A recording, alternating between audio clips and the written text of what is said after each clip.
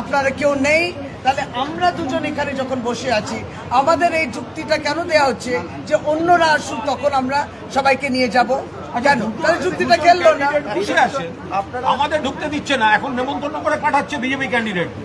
আপনারা বিষয়টা একটা জানতে পারলেন কিভাবে? আমরা 4:30 পরে তো ক্যামেরাতে মুভমেন্ট দেখছি, ক্যামেরা নাম্বার 17-এ মুভমেন্ট।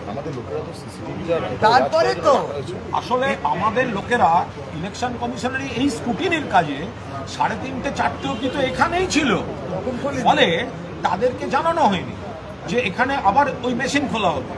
এবার শেষ মুহূর্তে একটা করে মেল পাঠিয়ে দেওয়া হয়েছে, রুটিন, ওরা হরবকত মেল পাঠায় নানা রকম। এবার তাতে আমাদের কি ধারণা হচ্ছে? আমাদের ধারণা হচ্ছে আমাদের টিম তো ওখানে আছে, অথচ টিমকে এটা বলা হয়নি। এবার যখন টিমের সঙ্গে আমাদের যোগাযোগ হচ্ছে, আমাদের সঙ্গে টিমের যোগাযোগ হচ্ছে, তখন ধরা পড়ছে এটা আনগার্ডে। এবার শশীদি ছুটে আসছে নয়, এবার আমরা আসছি, আপনার বাইরের স্ক্রিনে দেখা যাচ্ছে ভেতরে লোক কাজ করছে, বাইরের স্ক্রিনে দেখা যাচ্ছে ভেতরে লোক কাজ করছে। ওদিকে সিও বলছেন স্ট্রং রুম সিল্ড, ওখানে কাজ হচ্ছে না। আরে লাইভ স্ট্রিমিং তো ইলেকশন কমিশনের ক্যামেরায় হচ্ছে, আপনারা দেখুন ওখানে কাজ হচ্ছে। এবার ধরুন বলছে যে ওই পোস্টাল ব্যালটে কাজ হচ্ছে। আমাদের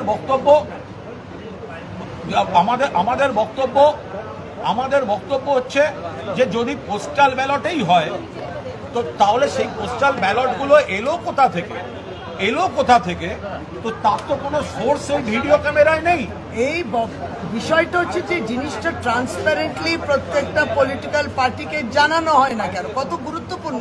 আপনার স্ট্রং রুম আপনাকে খুলতে হচ্ছে একটা কাজের জন্য, সেটা সমস্ত পার্টিগুলোকে জানাতে হবে। আর যখন দেখলেন কোনো পার্টি ছিল না, তাহলে খুললেন কেন?